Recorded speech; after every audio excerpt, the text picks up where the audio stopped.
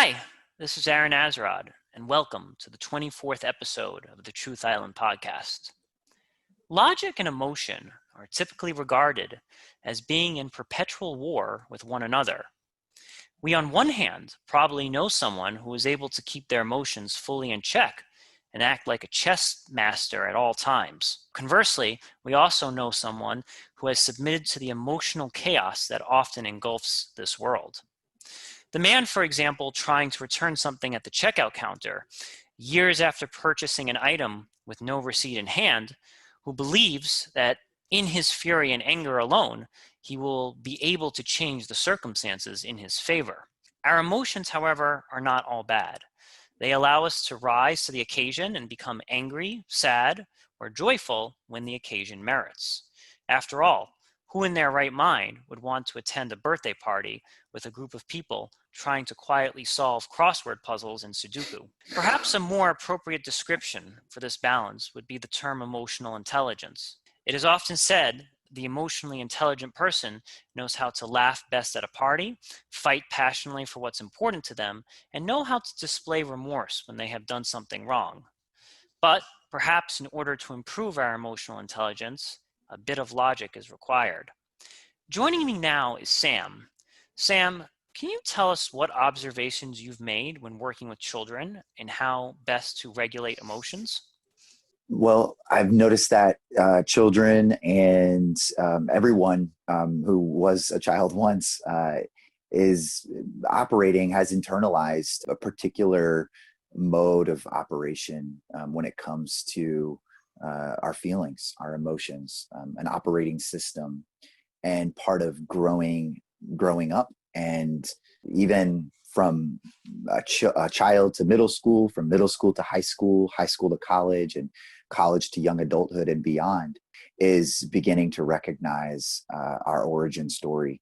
And a big part of our origin story is knowing more and more how we were sort of inducted into this world emotionally.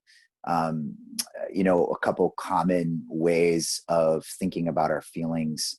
I grew up in a pretty strict, very religious Presbyterian home out in the prairie wilderness of small town, rural Iowa. And there's a lot of hardy, kind of Germanic folk out there. And the approach to emotions growing up for me was very much, my dad was a coach, actually a soccer coach. And his mantra out in the field was take a licking and keep on ticking. And that was very much how we handled our feelings. If you were hurt or sad or afraid or angry, you just had to move on. You had to sort of just toughen up. And Do you think that, your father in this, do you think that's to protect you in some way? Like, do you think like there's this idea sometimes that the harder we become as a shell, the more we'll be able to survive with what life throws at us? Do you think that was kind of what was behind your father's reasoning at the time? I think totally. I think it is totally a protective measure, especially when it comes to the emotion of sadness, because sadness is not the world's expert on this issue, but I think sadness is the most kind of misunderstood and also sort of painful feeling to feel. And so almost as a protective measure against what sadness could feel like, or kind of grappling with loss or suffering, it steers us into sort of a callousness or a stoicism when it comes to feeling. So yeah, it is protective. I think it was born out of necessity too. I think about my ancestors out on the plains of Iowa, coming over in the 1800s and into the early 20th century as immigrants from Europe, and they had to farm the land and drain the swamps and whatever else had to clear the trees, whatever else had to be done out there, survive the winters. And there wasn't the luxury, I guess, historically, to even into my dad's generation, to really to think about what was happening inside and inside our hearts and our minds and our feelings. I think back to a conversation that I had with Claire about the World War I and the World War II generation. Yeah. And it's this idea that they were fighting fascism, and they were fighting evil and threats that are beyond our wildest imaginations today.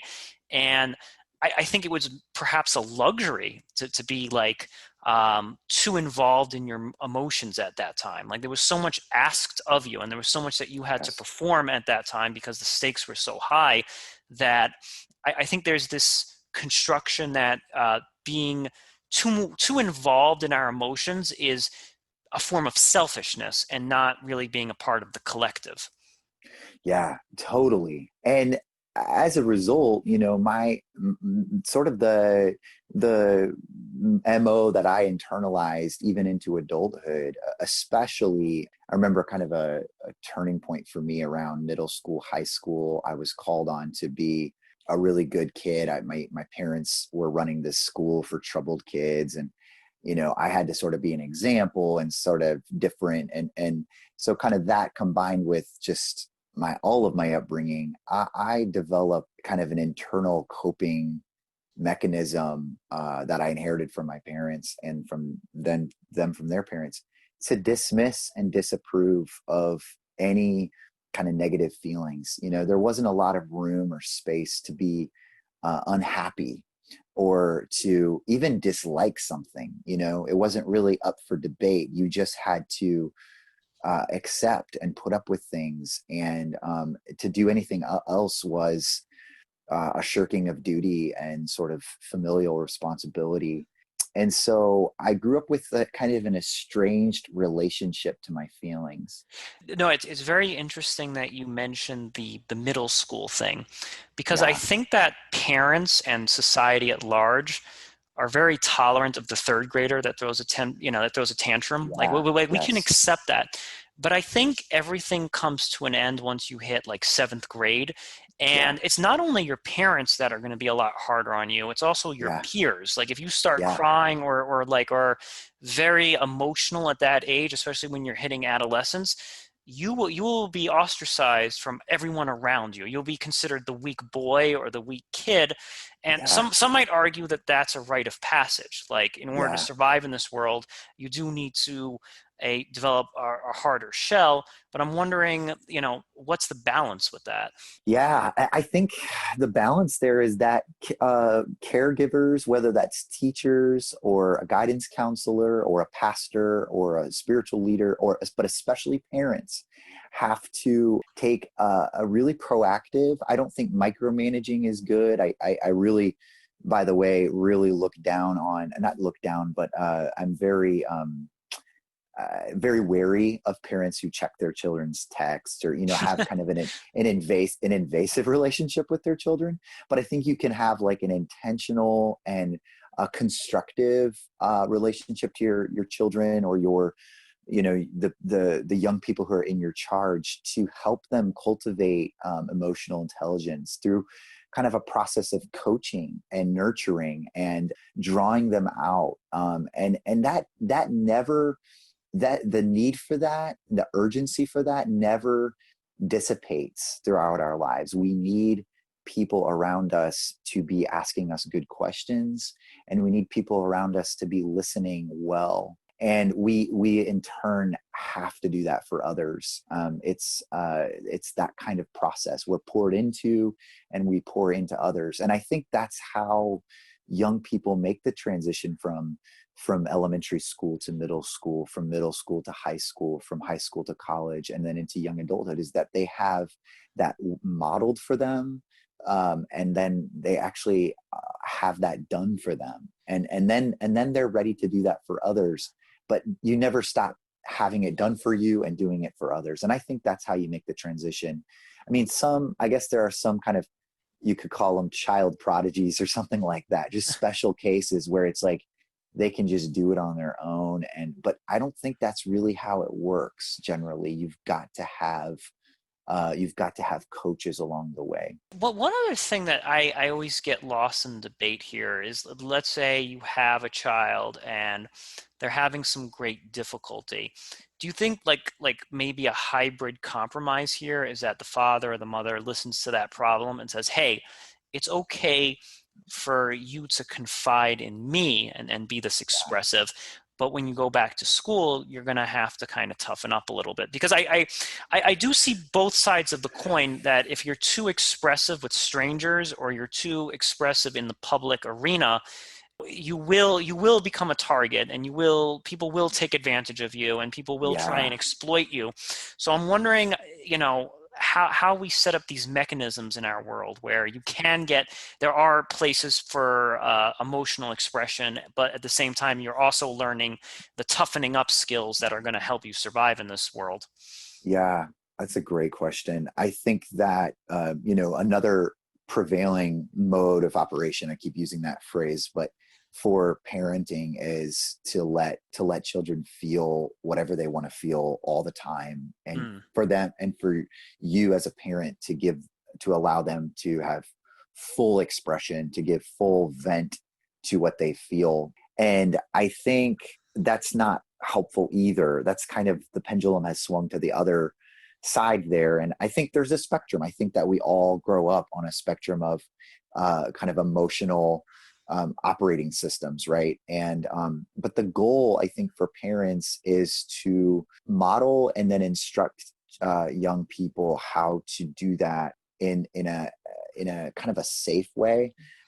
So yeah, I think you have to establish some safe places where you can really just be honest. I mean, everybody at every stage of life kind of needs like a safety valve like that, a place where the community is confidential. You're not going to feel shame. You're going to feel vulnerability from other people.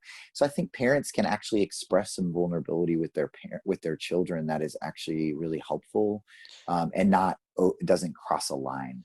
Now, I do want to touch upon something that you just mentioned about the pendulum swinging Yeah, too far in the other direction. And I actually yeah, think that it has. I think we have kind of crossed a dangerous line, and yeah, perhaps it's coming from a good place. Like, I think the intentions are noble, but from what I'm seeing, I live in New York City, yeah, and I am seeing some very, very, very disrespectful children in some regards, and like they're overly expressive in like their disdain for something. Like, yeah, I don't really want to go to grandma's house today. And it's like, right, I hear that, and yeah, I think like, okay, it's nice that you have parents that are allowing you or teaching you to be this vocal, but I think at the same time there has to be a gentle hand of, your feelings are valid, but at yeah. the same time, you need to take a more nuanced thought or a nuanced action in the way that you're dealing with your disdain for this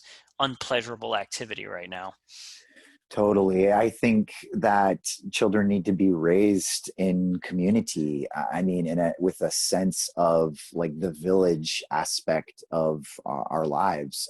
And so you want to draw children out and to encourage them to, and this is kind of one of my rules of emotional intelligence, is to understand and identify your own emotions. You want to give children tools for that and words for that, like naming what they feel. I think that's extremely important. I mean, that goes back to the Garden of Eden, with Adam himself naming the animals as that's sort of something that God entrusted to him, this responsibility and this calling, but also it's part of humanity and being human, especially when it comes to our feelings. We've got to be able to name what's happening and identify it. But you can do that and then also rear children with a sense of their responsibility and kind of the urgency of our lives before others, to cultivate a sense of respectfulness for Hmm. people and manners. These things can really coexist. Is it hard? Yeah, I think it is hard. I think it's kind of a tenuous balance to help draw children out emotionally, but then also to instill in them a kind of a village sense. Hey, you're part of a bigger community, and you need to know your rights and responsibilities there. Let me ask you this question. suppose you have a child, right? And they want to really spend the day playing with their friends. But Yeah. the parents say, you know what, we're going to grandma's house. And the child internally says, I don't want to go to grandma's house. She doesn't have internet there. She doesn't have like the fun things that I want to play with. Yeah. And they sort of get themselves under control. But internally, they don't like being at grandma's house. And that's their internal thought. Now, because you have a religious background, I want to ask you, is it like, is it up to the individual to force themselves to change what they're feeling internally? Like, should that boy be like, let me try my best to love grandma's house. Let me try my best to like embrace this new environment? Or is it okay to be like, I don't like grandma's house. It's boring, but I'm going to keep that in check. But I'm going to be honest with myself and say to myself, I don't like grandma's house. Yeah, excellent, excellent. I think that you've got to be real with yourself and others. Honesty is the best policy, but you can do that in a way that's not disrespectful or alienating to other people. I do think that if you lie to yourself and say, yeah, I really don't feel like lying to yourself and saying, yeah, I really do want to go to grandma's house when you don't, right? I think that creates alienation within yourself, which is just as damaging. I think parents can help kids get a better grip, better sense of their needs and desires. And and that's something that will stick with you your whole life, is being able to express what you need in a given situation. Hey, I need this, and I know how to say it, and I have the boldness to say it, and I want this, so learning those, having those things, having those the ability to do those things, to express needs and desires, is extremely important for emotional intelligence. But you can do that in a way that is respectful, and yeah, there is a sense of, there's always going to be a kind of a sense of duty, a call of duty. Hey, I know you don't want to go to grandma's house, but you really need to do that. And I think that parents can do that in a way that's not emotionally stifling for a child, but still reminds them that they have a call to, from a religious perspective, love their neighbor as themselves, kind of thing. And it's that village aspect, that you are in community, you're not individual. I mean, you are individual, but you're also part of a corporate body, and you need to honor that. So I think the two can coexist. I like what you said about alienating yourself. I think that's a very beautiful insight, because Thank you. I think that we can't succumb to the idea that we have to lie to ourselves. And I think No, no, no. a lot of people equate goodness with becoming like this Christ-like figure that lies to them, and then we as humans cannot really achieve that. Like No. if we internally feel like someone cheated us, if we internally feel that we don't like the presence of being in this place or with this person, we can't aspire to reach this level of like, nothing bothers me anymore, I embrace Right. everyone. I think that's a Right. very dangerous idea that we have, that we internally have to grow to this level where nothing bothers us. Totally. I totally agree with that. And, it reminds me of the feedback I give people, especially when I was in the ministry as a pastor.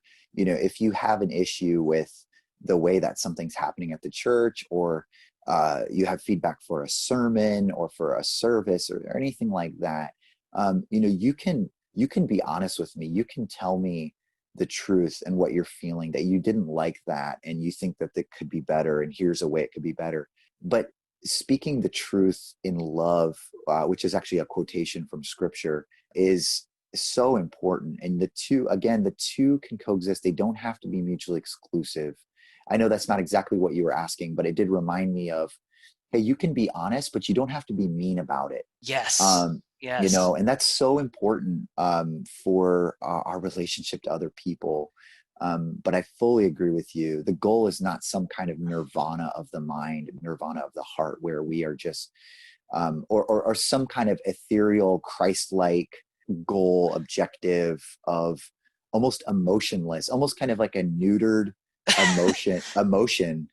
That's not the goal. I think to be fully alive is to acknowledge the full panoply of who we are, as created beings with the full texture of emotions, the cross stitch of emotions. It's beautiful, and God's planted that in our hearts, and I think we are fully activated when we give full acknowledgement to those things as we live in community. That's beautiful. Absolutely beautiful. I like this idea of also speaking truth with love.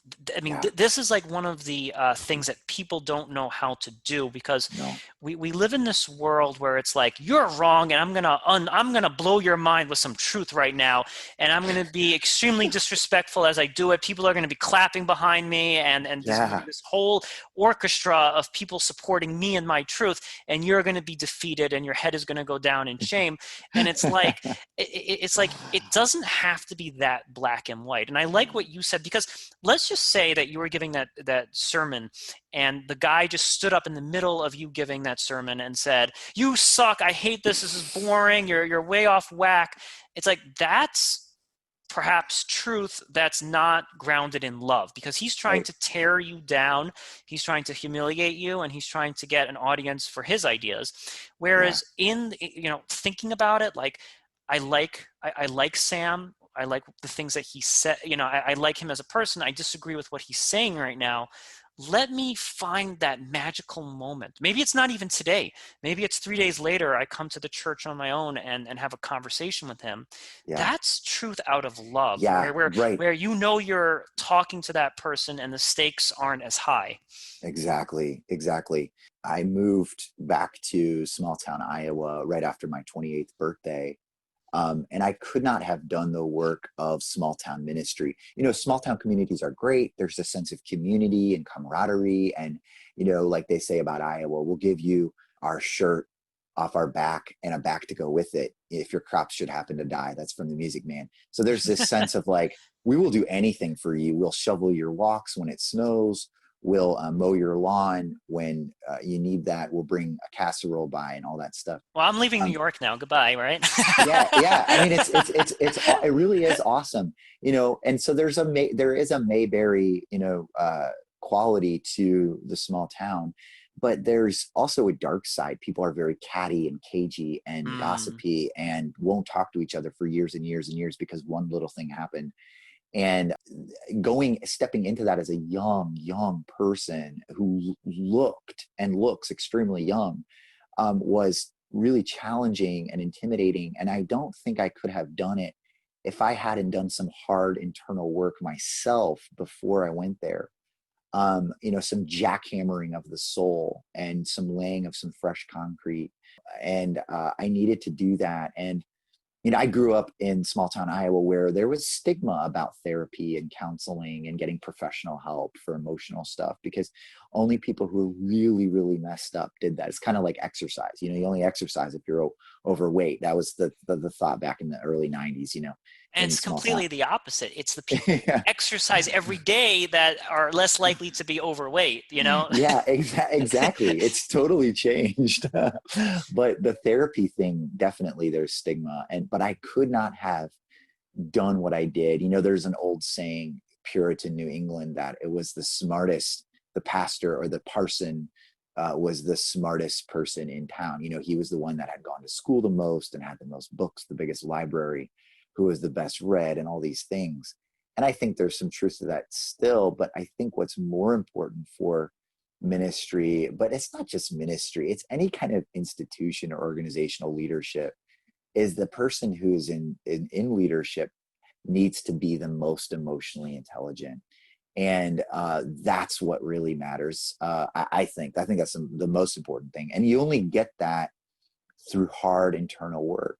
Yeah, no, you're absolutely right. And I think it definitely applies in the church or any religious institution, but also Yeah. in the corporate sector as well. Yeah. Because what's the point in having a priest or a pastor that is well versed in scripture and knows it like the back of their mind, but Right. they don't know how to apply that to the people they're speaking to? Yeah. It's kind of like you're just an encyclopedia at this point. Yeah, And you are. and why is that, especially now in the age where we can just look stuff up on our phone? Because I could Right. see maybe in the Middle Ages it was really useful to have encyclopedia priests who could just be like, Yeah. Ezekiel. Sorry, my scripture is so bad, but No, having the encyclopedia priest was probably useful back then. yeah, Now that we can kind of look stuff up on our phones instantaneously, you really want the emotionally intelligent person, not just the overly specialized expert. totally. Yeah. And it's not totally agree. And it's not just about applying the truths of scripture or, the universe to a given congregation or community. It's also, and I think almost foremost, about being able to hold a safe and secure space yourself. You asked me about how to regulate your emotions and think logically. And I think it's another way of saying that about how do you regulate your emotions and think logically is to grow in your own emotional intelligence. And I think through that, you're able to hold a space for yourself and for others that's non-anxious. It's calm, it's composed, it's rich, it's resourced, it's strong.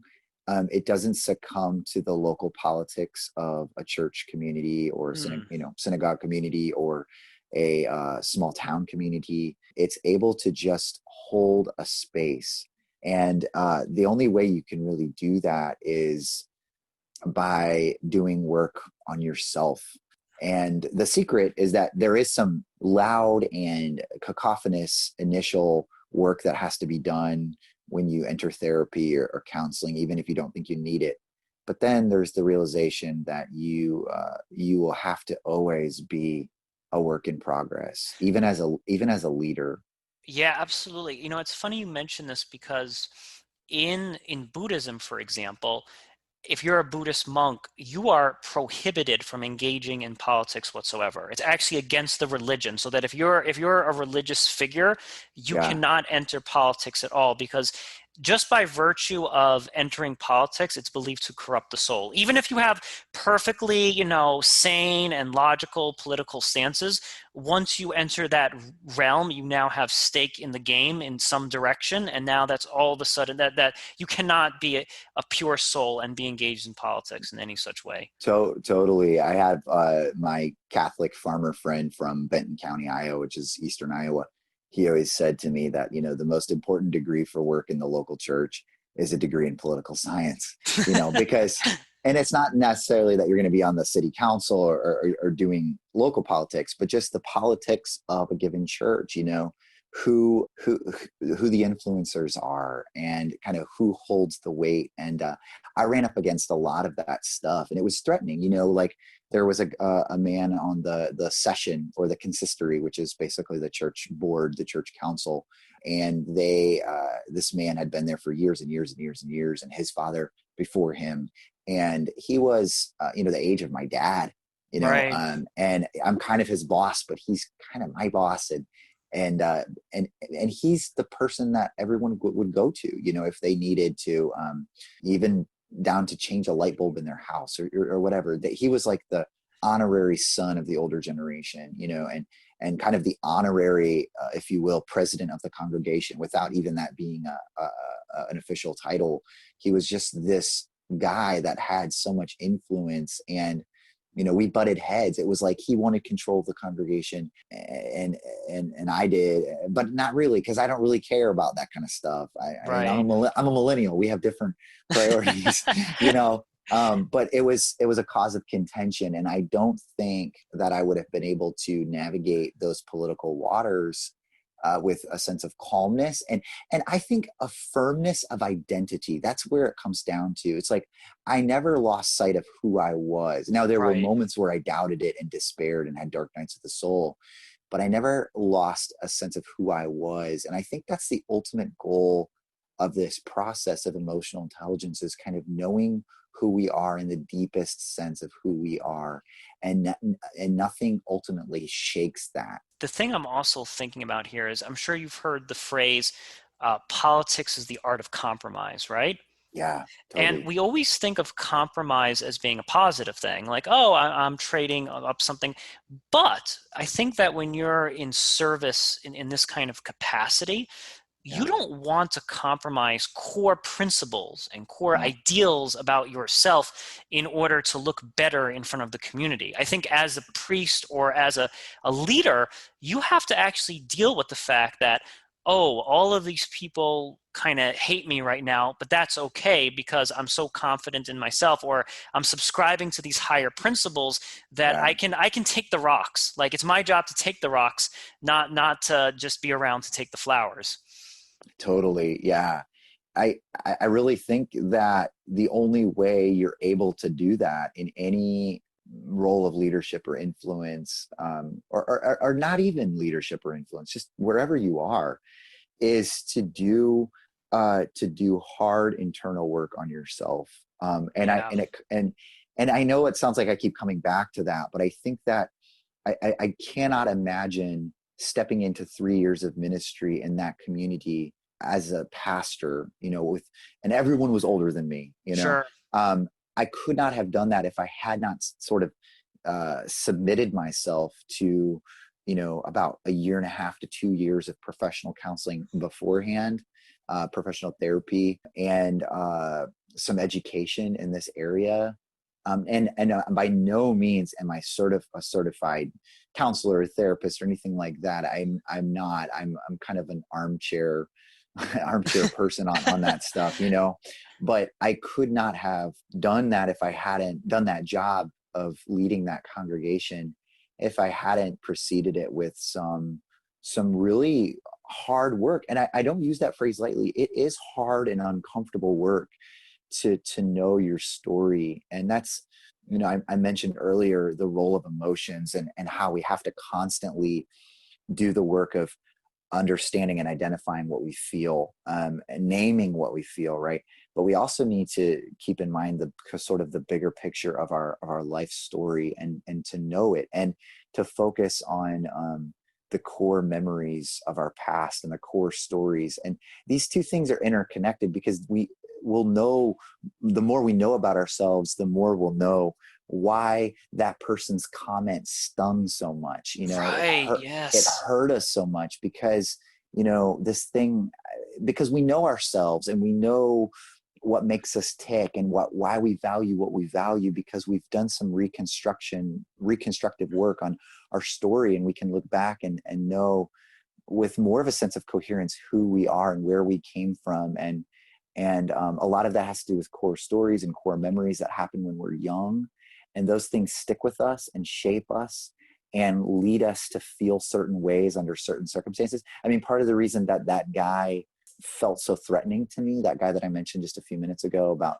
him being kind of the honorary son of the congregation, was, because I think in some ways he triggered kind of a feeling that I have with, my dad and my uncles, who Hmm. are all very religious people, and can be a little kind of know-it-all when it comes to religion stuff and organizational things.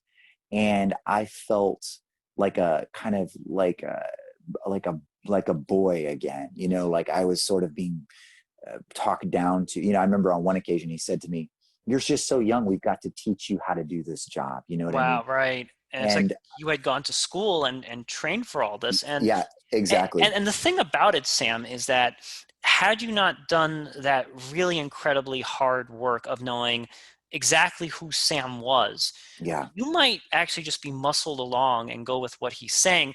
And totally. it's not that he's necessarily saying anything that's like really that bad or that wrong. It's just that if you don't have a firm anchor of who you are, then Yeah, that allows the tide to kind of take you wherever it wants to. And it does. the tide might take you on a beautiful path, but it could also very well take you down a path that's counter to who you actually are.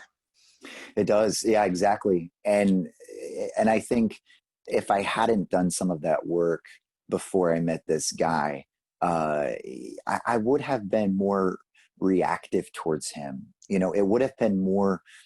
There's a Presbyterian phrase when you're being examined for doctrinal purity, or to say, yeah, I actually disagree with that particular doctrine or teaching of the church, right? Of scripture.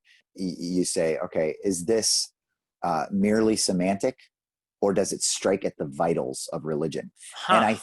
I think that distinction is helpful, because it's like, ultimately I had a deeper sense of who I was, even if I was scared and sad some nights when I went back to the parsonage where I lived, because I came from a meeting with this guy and it was discouraging, or kind of humiliating or whatever. I still could come back to this rock of identity. For Mm. me as a Christian, that has something to do with God, obviously, but it's not only, it's God and who God has made me to be and things like that.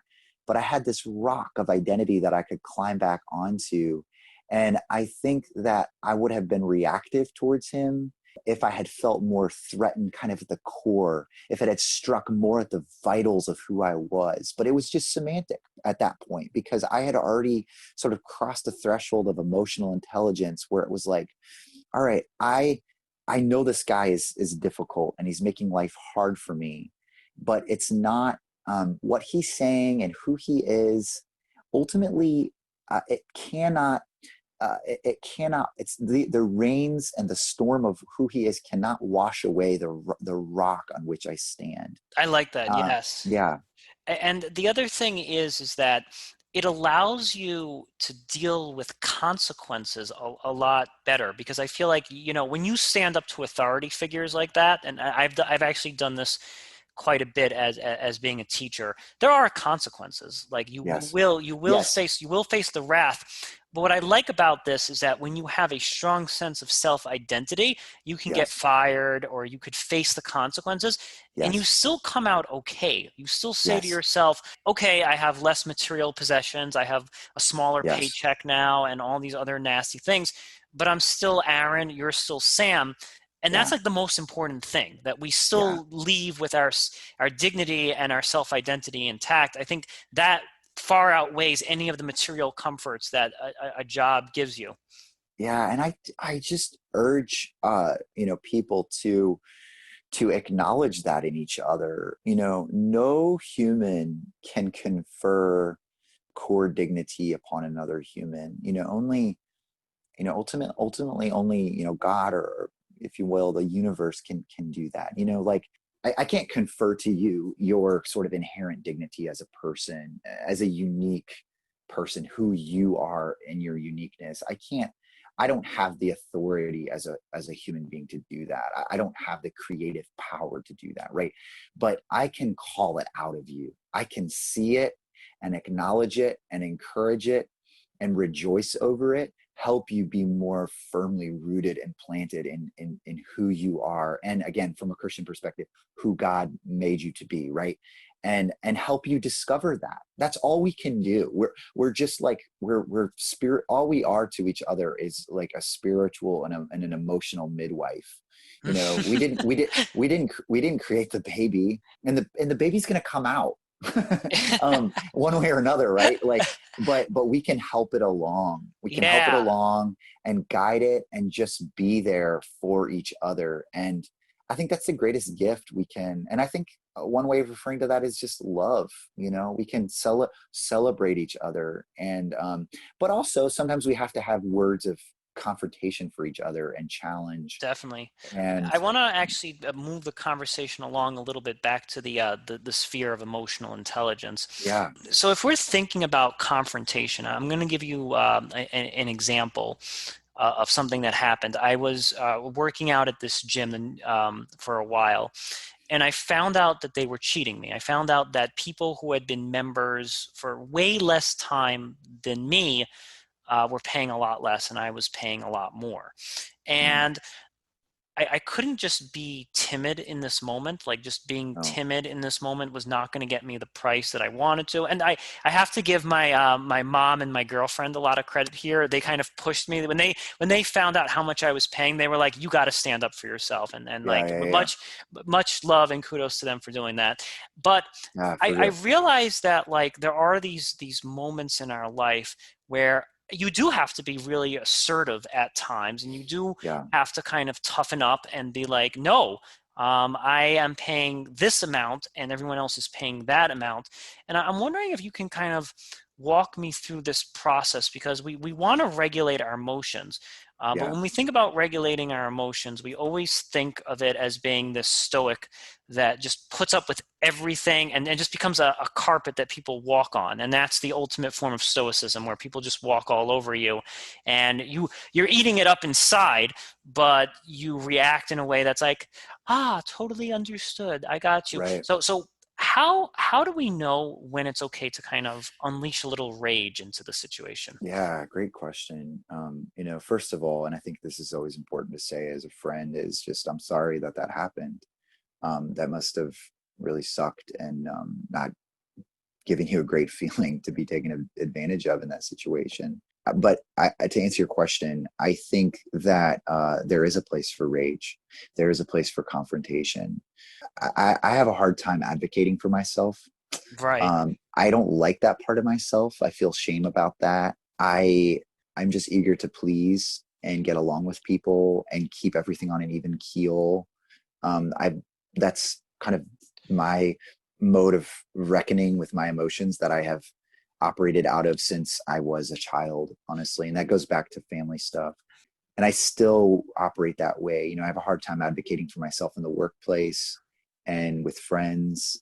I feel, I fear being taken advantage of in a variety of ways, whether that's with money or with stuff or with space or, as a roommate or something like that. I feel fear of being taken advantage of, but also just being kind of talked over, kind of trampled upon in Yeah. various ways, kind of missed, taken for granted.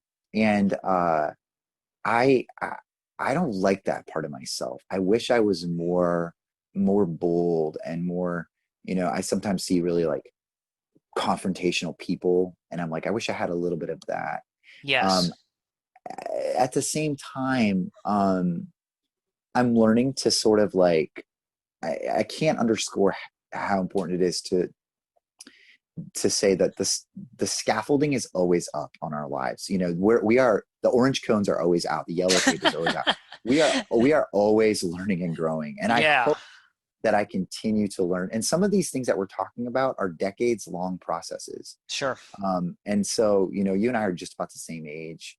And so we can probably relate on some of these things, but I know that I'm still right now, to this very day, right now, learning and growing in this very area of discernment. It is a question of discernment, knowing, people say pick your battles and stuff like that. And I think there's truth to that. You have to pick your battles. Everyone does. And Yes. you will become the village idiot. You will become the outcast, the pariah. You will in any setting. Do you think that this comes down to maybe like a misinterpretation of the quote? And again, my scripture is so bad, but this idea of turning the other cheek. Do you think we've kind Yeah, of run a little too far with that, in the sense that, totally. that person allows all of these negative, nasty people to take advantage, but they're more Christ-like in their behavior or in their actions, and therefore they'll get a better reward at the end of this, or that they're a better human being. I think there's that trap that you can fall into if you kind of take that phrase a little too far. Oh my gosh. Yes, yes, yes. I'm going to say oppressed a little bit by a sense throughout my life of oppressed by a sense of Christian duty, Christian responsibility. And this Christian responsibility is, as you said, in the words of Jesus in the Sermon on the Mount, if someone strikes you on the, one cheek, turn to him the other also. If someone forces you to go 1 mile, go with him 2 miles, and so on and so forth. Matthew chapter 5. And I think that that is skewed in a lot of Christian people's understanding and minds. That is misrepresented. I think that there is a time to bow out, for example. There is a time to leave a certain circumstance or environment because it's toxic. It is not always, and I think about abusive relationships. This is something I don't know a lot about, but like if a wife is being, abused by her husband, or Yes. any kind of domestic abuse, right? There has been an opinion over the years, over the ages, that, the wife sticks it out, because, there's another quote in scripture where it says, the believing wife sanctifies the unbelieving husband, and so if she just stays there, change will come. And, there's something good just around the next corner. You know what I mean? And those things are so deceptive and slippery. And I think that those are bad interpretations of scripture. I think that those are slippery slopes. I think that those are a delusion. Those kind of ideas. Is there a call for Christian duty sometimes? Yes. But I think part of growing in emotional intelligence and spiritual maturity is knowing how to pick your battles, and knowing when to press in and when to pull out, and how to do that. And I think the thing that I've been thinking about a lot lately is, I'm actually taking a break from ministry right now. And I'm back in the restaurant industry, which is which is fun, and it's a totally different environment. And I've been caught off guard by some people that I work with, just how maybe kind of how rude they've been at times. And I'm the kind of guy that just sort of takes it, like I said at the beginning, takes a licking, keeps on ticking, and doesn't. But I'm not always good about advocating for myself. And I think one thing I can do, even right now in my new work environment, is just to say, hey, when you talk to me that way, it comes across as really rude and really disrespectful. And I would appreciate it if you would just, not do that, and speak to me. If you have a problem with something that I'm doing, speak to me in a more respectful way. And that's truth out of love, because you're not calling them out in front of everybody and creating drama or scene. Like you're taking a pause and being like, okay, that's highly disrespectful. And maybe you're not calling them out in the moment, but then you're going to wait until like the end of work, or you're going to wait until the time is just right and be like, exactly, a few hours ago, the way you spoke to me was just really rude. And like, that's truth out of love. Like, I'm defending myself, I'm advocating, but I'm not making this a Roman like gladiator spectacle here. No, exactly. And I can make that request because that's what I need, and that's what I did. I want to even say that's what I deserve. Although, the language of merit has been kind of corrupted by some people, but I think that I'll put it this way: I am worthy of a more respectful tone, and not because I did some heroic act for you, or because I'm the greatest person that's ever lived, or any reason except my inherent human dignity. That is my human right in this setting, to be treated with more respect. And when you speak in that aggressive way, it's undignifying to me. Yes. It strips me of some measure of dignity, and that is wrong. That is obviously that's not an injustice like genocide or something like that, but that is a small form of injustice. Not because I'm special in a weird way, but I'm special because I'm human, and because I'm your coworker, and like I deserve to be treated better in this situation. Now, I want to turning back to the issue of, let's say, rage, okay? And let's say you have that very lovey kind of like, hey, I deserve better. And then the person keeps on disrespecting you again and again and again and again. I'm wondering if it's ever like after the 10th time or the 20th time, I don't know what the right number is there ever a point where then you kind of have to make a public spectacle and then sort of get a little bit more aggressive in your tone, or just take it to that next level? And then I think what also helps in this situation is that everybody knows who you work with. Sam is a really nice, super reasonable guy, and you've already established that reputation that Sam is super reasonable, super cool. And then if you lose your cool with one particular person, then everyone's kind of got your back in a way, because they're like, whoa, if this guy pissed off Sam, he must have done something really, really bad.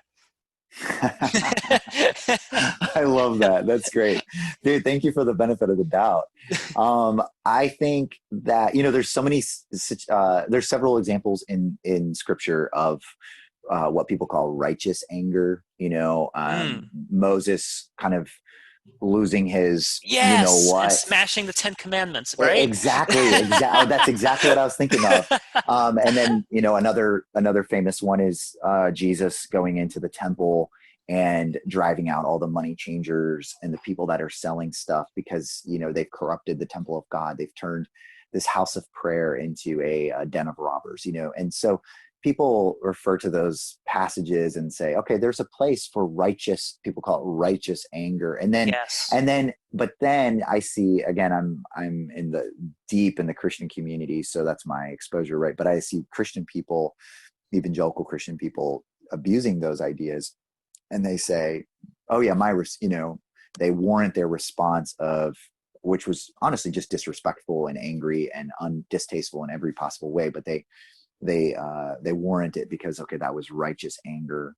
Again, that's just an abuse of scripture. That's a misquoting. Yeah. Um, One so thing, there's one thing I want to say also is that with the story with Jesus getting the money changers out of the temple right, and Moses smashing the Ten Commandments, right. I think that when they were upset or angry in that moment, I don't think that they hurled out insults at the Israelites. Like I don't No, think no, I no, don't I no, don't no, think Moses was like, no. you people are blah blah blah. He just was just so angry in that moment, and that Yeah, him breaking the Ten Commandments was just he was bringing attention. Like, hey, you guys have done something very wrong here. You can see that I'm yeah. upset. I'm not going to call you a hurl of insults or any of this other No, stuff. no, It's no. just a question of like, if I just smile while you're praying to this golden calf or whatever, then I'm Yeah, not doing my duty by sending a message that God is very no. upset at you.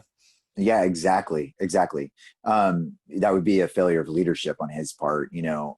But I do want to go back to what you said about the workplace. Let's say, you know, Sam's a great guy. He's great to work with, and we've been able to see that. And so if he's angry, you know, you really did something, you know. And I like that because well, because it just makes me think of several things. But the one I want to say right now is I'm trying to reject the notion of uplift suasion. It's a phrase that I actually learned from I've never heard Ibram. of it. What does it Yeah, mean? uplift suasion. So I learned it. I just recently learned it from a guy named Ibram X Kendi, who's a African American scholar who wrote How to Be Anti-Racist. He wrote a book about what was the other one? Stamped from the Beginning, which is basically just a history of African Americans and how and racist ideas that have been hurled at them, basically.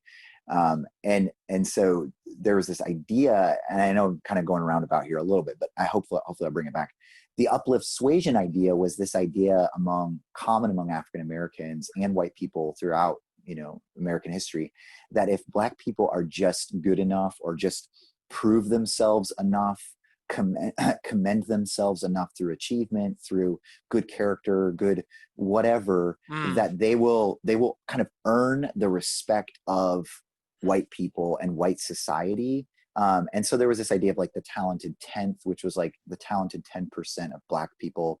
We can kind of tolerate them, but everyone right. else we can't tolerate because those 10 have successfully commended themselves to white society.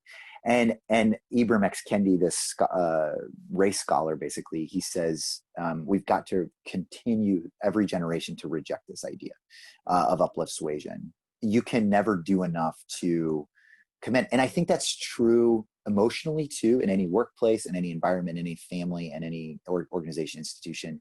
You shouldn't have to do a certain number of things or say a certain quota of respectful words to someone in order for them to respect you and to respond positively to you.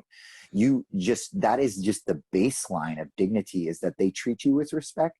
If they have Mm, an issue, they can call you out on it, but they do it in the right way. I think I've taken the uplift suasion approach with a lot of my relationships. Even right now at working in the restaurant, it's like, you know, I'm trying to be this amazingly good guy so that, so kind of what, I mean, kind of facetiously, but kind of so what you said would come to pass. So it's like, if I really have an issue, then they know that it's really an issue.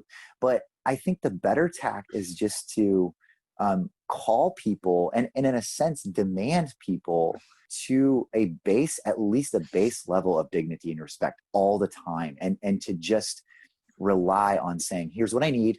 here's what I want. And for me to get any less, I don't think this is an unreasonable expectation. For me to get any less is it's not right. And I have the right then to leave or take further action. I But might I I know, might yeah, go push ahead. back a little bit here because I think though that I have to know to myself that I crossed all my T's. You know what I mean? So Yeah, yeah, yeah, yeah. like before I go into that situation, I have to ask myself 1,000 times, did I do everything possible Yes. to handle this? Or did I do everything possible to handle myself in the highest manner possible? So because I don't want to necessarily, like, if I'm coming in late to work every day and I have Right, right. attitude and stuff like that, and I'm like, you respect me, I demand it, but then Yeah, I'm kind of letting it all hang out, and yeah. I'm not living up to my end of the bargain, then people are going to think, well, that guy's a nut. He thinks he's entitled to all of this and that, but he does nothing for us, and he comes here every single day and demands that we all bow down to him, but he's disrespectful. He doesn't treat us right. So I say to myself, like, and this is completely arbitrary, but I Yeah, say I have to put enough goodness into that environment yeah. that I can, and this is up to me. I have to be able to look myself in the mirror and say, okay, I've put enough tolerance, goodness, happiness, joy, discipline, whatever it is, into this environment. I'm still getting disrespected. Now I can kind of unleash the rage. But until I hit all those check marks, I feel guilty unleashing the rage. Totally. I totally agree with you. And I'm the same way. I want to make sure all my I's are dotted and my T's are crossed. And it's the idea of social capital. Like I want to have something to draw on with these people. As far as rage goes, you kind of asked me, when do you ratchet it up? When Yeah. do you go to the next level? In my experience, again, my short life, I'm gonna put that the disclaimer out there. From the experience of my short life, I would say that public rage really never pays off. Mm. It may pay off in some ways, and sometimes you can't control it. Sometimes it just pops out, and you have to sort of, uh, oh my gosh, what just happened? Step back, go take five, and then enter back into the arena there. But I think that as a plan, publicly calling someone out or confronting someone, it never, and being harsh with someone, even with kind of an enemy, Mm. never really pays. I think that there's always more options than meets the eye. And I just don't think anybody wants to be publicly shamed. So I would discourage that. And I would say instead, over time, if issues persist and, actions not taken and problems are not addressed, one option is ultimately to leave. And, maybe that's not an option. But I think it's just the acknowledgement that sometimes environments become or have been toxic for too long, Yeah. and you have to leave. So I think that's something that we can always acknowledge. It's easy for me to say that. I mean, there's some people who are really genuinely stuck in their situations, and I don't know what to say to them off the top of my head. I would be willing to work with them, but I that's will say hard. this. I think once you're at the verge of rage or you do have a very explosive outburst, then Yeah, that should be immediately followed up with removing yourself from that situation for as long as humanly possible. And totally. I think that like explosion is a signifier of, okay, it doesn't mean I don't love this person anymore, or it doesn't mean that we'll never talk again, but like their rage might jolt them a little bit, and if you have rage followed by seclusion and separation, that actually might lead to reflection because, okay, this person, like, 'cause there's also this idea of ghosting where we just fade away from people we don't like, Right, but then they never learn anything because if you just right. fade away from somebody you Yeah, don't like, then they're like, well, why is this person avoiding me? They don't like me. Whereas if you have I had this like little episode about running into volcanoes. It's like if you have this giant explosion and then you yeah. fade away, they at least know, okay, he was really upset to me about that time at the restaurant, and now you've given them the material to reflect on instead of just like becoming a ghost and disappearing from them. Totally. I totally agree with that. And you just listening to you now reminds me how much I still have to learn in this area, because confrontation doesn't come easy to me. I always want things to be on an even keel. But I have gotten better about advocating for myself and other people too. If there's an issue, I am more willing than I was 10 years ago, for sure. Probably even more than 5 years ago. And, I'm growing, to call someone out and to more, going back to your phrase, kind of think logically about it, and to say, even to plan my words and to say, all right, I've chosen that this issue is something that this cause is one that I'm really going to take up. And I'm going to Yes. say, The hill hey, you're going to die on. yeah, totally. But then there's been other situations where I wish that I had said more. However, I have to trust myself. In that moment, I didn't feel like I had an opportunity. It wasn't that I didn't care, and it wasn't that I wasn't hurt by a particular environment or set of actions.